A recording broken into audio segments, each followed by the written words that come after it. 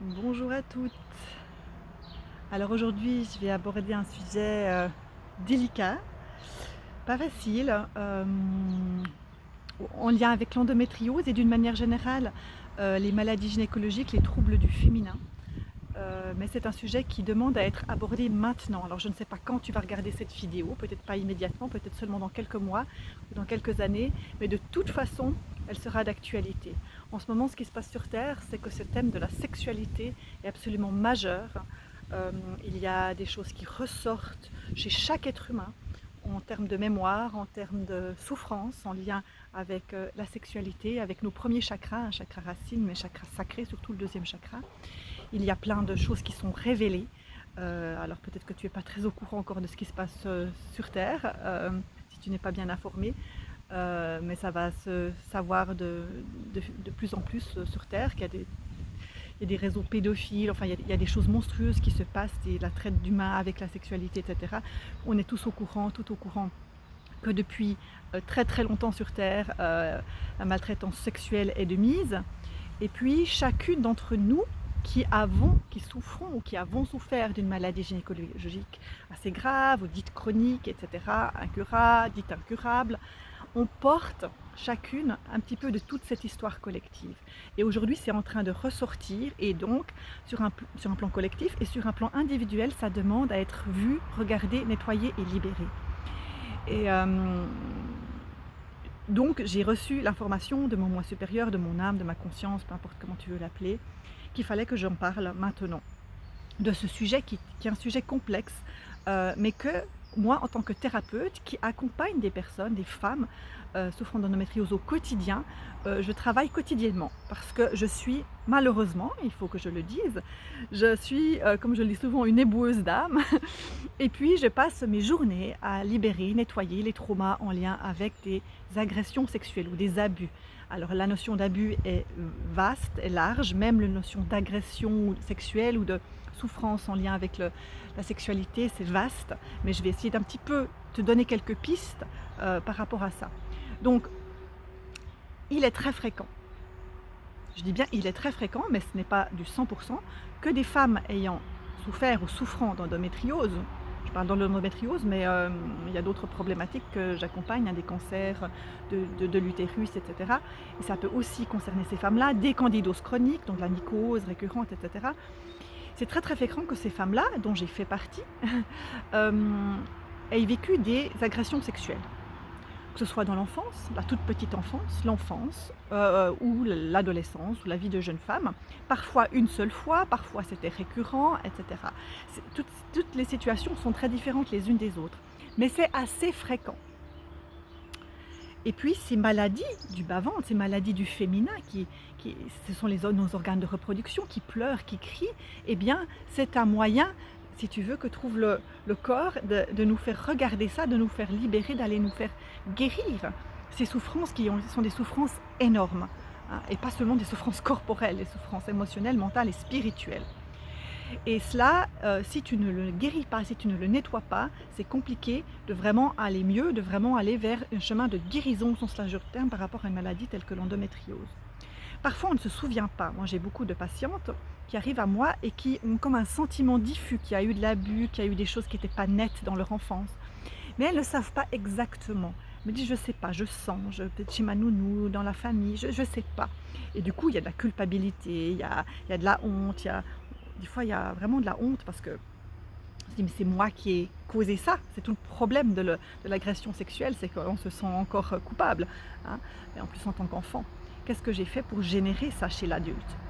Et on ne sait pas.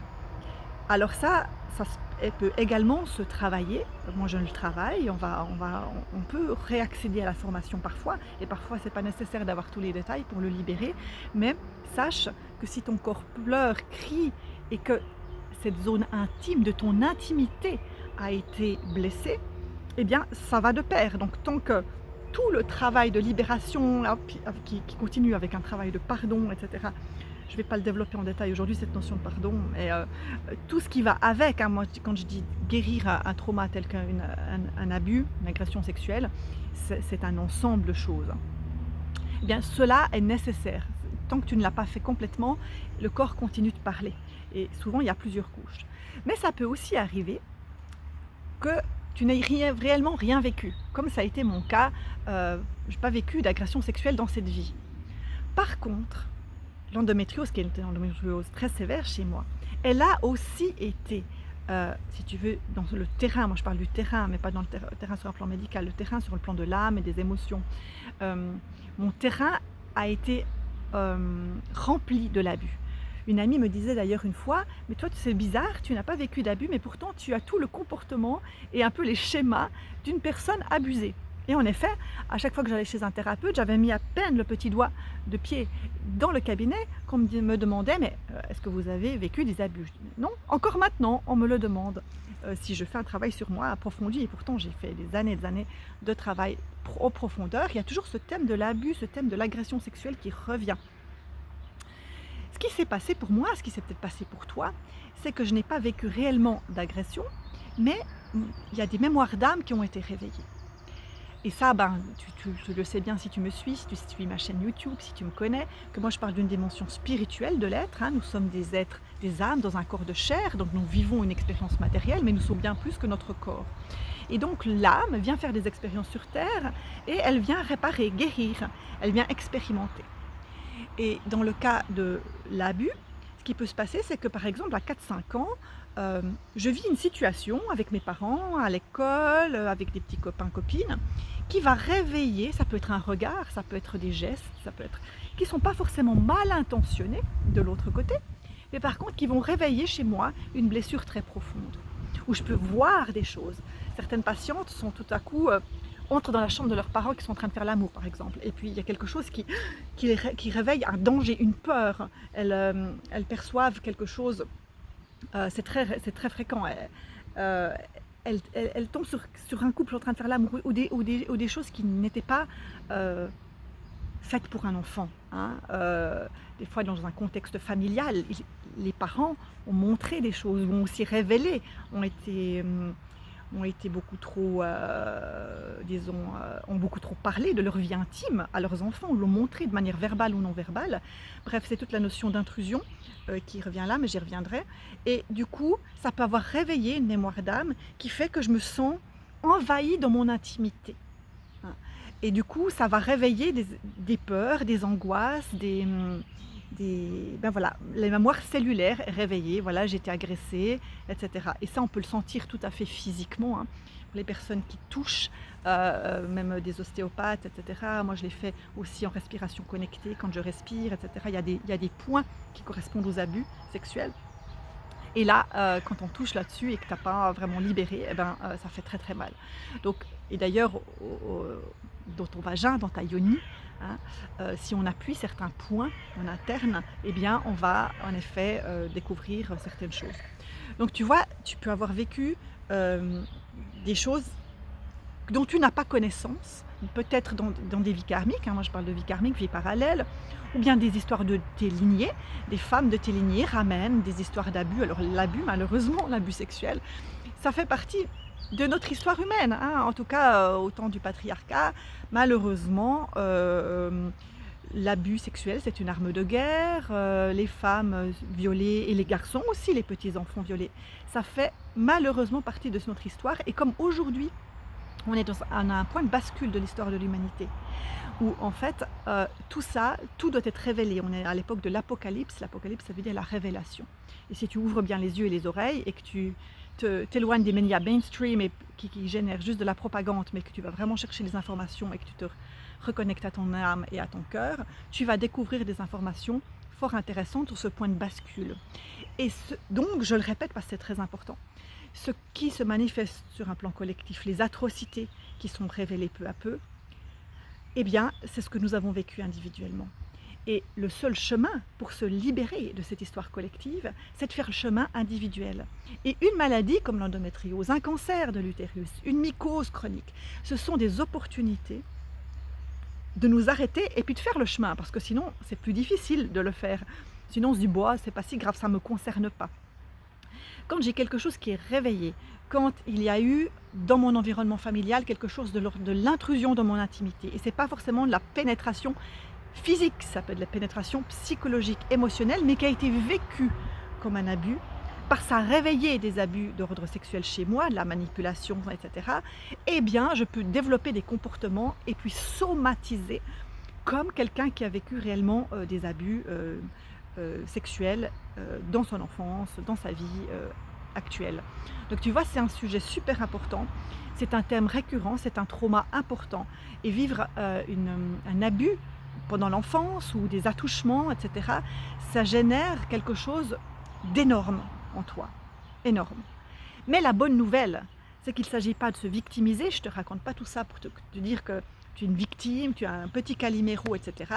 La très bonne nouvelle, c'est qu'on peut s'en libérer et traverser tout cela assez facilement finalement avec les outils thérapeutiques qu'on a de nos jours. En tout cas, moi j'utilise beaucoup l'hypnose et c'est très efficace dans le traitement de ce type de trauma. Et puis il y a évidemment tout un processus à enclencher par rapport à, entre guillemets, l'agresseur, l'abuseur, etc. pour vraiment utiliser cette opportunité pour guérir, mais globalement, parce qu'il y a cette zone du corps qui pleure, le bas-ventre, il y a la zone qui se sent peut-être impure, sale, dégueulasse, parce que quand j'ai été touchée, abusée, et qu'en fait je n'en voulais pas, que je n'ai pas pu dire non, je n'ai pas su dire non, je peux me sentir sale, dégoûtante, etc. Comment veux-tu être dans un corps en bonne santé, avoir des organes de reproduction qui fonctionnent bien, une yoni en bonne santé, si tu te sens sale, dégueulasse, impure? Tout cela n'est pas possible. Donc toutes ces maladies gynécologiques peuvent effectivement parler de tous ces traumatismes que je porte en moi, que je les ai vécus dans cette vie, ou bien que les femmes de mes lignées, et pas que les femmes, d'ailleurs les enfants, d'une manière plus globale, on peut me transmettre. Je précise que les hommes aussi vivent des abus d'ordre sexuel, etc., bien entendu. Mais d'une manière générale, les femmes, le corps féminin a été encore plus soumis à ce type de violence sexuelle. Les hommes subissent aussi beaucoup de sévices physiques, mais c'est peut-être parfois plus de l'ordre de la torture pendant les guerres, etc. C'est un autre type d'agression, de manière générale. Bien entendu qu'il y a à nouveau toujours des différents cas de figure. Mais tout cela pour te dire que ce thème de l'agression sexuelle, de l'abus, autant il ne faut pas en faire toute une montagne, et ça c'est des fois délicat parce que ces mots on peut aussi les coller à tout et n'importe quoi, autant c'est un thème qui est très très important et qu'il faut regarder avec beaucoup d'attention. Autant il n'est pas nécessaire de se victimiser et de dramatiser tout ce que l'on a vu, autant c'est important de s'y arrêter, de reconnaître les blessures qu'il y a là derrière, parce que c'est une clé pour guérir. C'est une clé pour guérir et arrêter de reproduire collectivement et puis personnellement ces atrocités. Et je vais te dire encore une dernière chose qui est une vraie pépite, il y a une vraie clé par rapport à l'endométriose. Je te dévoile des choses extrêmement précieuses dans mes vidéos, qui sont des clés thérapeutiques que j'ai découvertes au fil de mes accompagnements. C'est que si tu portes en toi une mémoire d'abus qui n'a pas été encore vraiment bien nettoyée, complètement résolue, eh bien c'est compliqué pour toi d'envisager la maternité. Pourquoi? Parce que devenir parent, ça veut dire mettre au monde un enfant qui potentiellement lui aussi, elle aussi, pourra vivre des abus.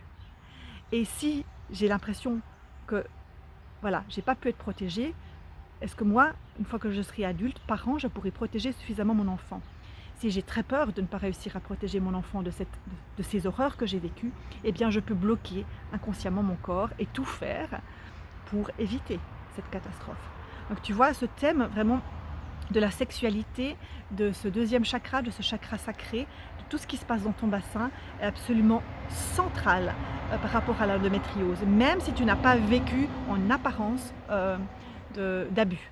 Il y a cette notion d'intrusion qui est parfois subtile dans les familles, dans les histoires, et ça c'est une clé de compréhension, mais surtout une clé pour ensuite aller traiter et guérir. En tout cas moi je le fais, comme je te le dis, malheureusement quotidiennement, et même quand les personnes me disent mais moi non, j'ai pas vécu d'abus, et puis quelques temps plus tard elles reviennent puis elles me disent tu sais j'ai fait un cauchemar où j'ai vécu ci ou ça, ou j'ai vécu des abus dans mes rêves. Ah bon, ok, mais ces abus viennent pas de nulle part. Donc là le travail commence vraiment, puisque dans les rêves, dans les cauchemars, c'est l'inconscient qui parle, il y a des choses qui remontent, et dès qu'on se met en travail avec moi, eh bien il y a des choses assez incroyables qui se passent. Voilà. Donc voilà, c'était quelques pistes que je voulais te donner aujourd'hui parce que voilà, c'était comme une demande de mon moi supérieur de te communiquer cela. Donc prends bien soin de ce sujet-là, hem, et va le traiter quoi. En faisant quelque chose, avec, une thérapeute, un thérapeute, mais vraiment de manière sérieuse et avec quelqu'un qui est compétent par rapport à ces sujets. Voilà. Moi, je te le dis, c'est un sujet que c'est une de mes spécificités, que je suis amenée à guérir ou à accompagner la guérison de ces problématiques-là, parce que ça fait partie de mon cheminement d'âme à moi aussi. Voilà. En tant que thérapeute, dernière petite chose, de toute façon, on accompagne toujours les gens par rapport à des thématiques que l'on connaît soi-même, hein, il faut le préciser. Voilà. Alors, ben, je te souhaite, tout de bon, comme on dit chez nous, et puis, si tu as des questions, des commentaires, n'hésite pas à les mettre sous la vidéo, ouais. Et puis si tu as aimé, n'hésite pas à mettre un petit pouce en haut sur ma chaîne YouTube. Alors je te dis à bientôt. Namasté.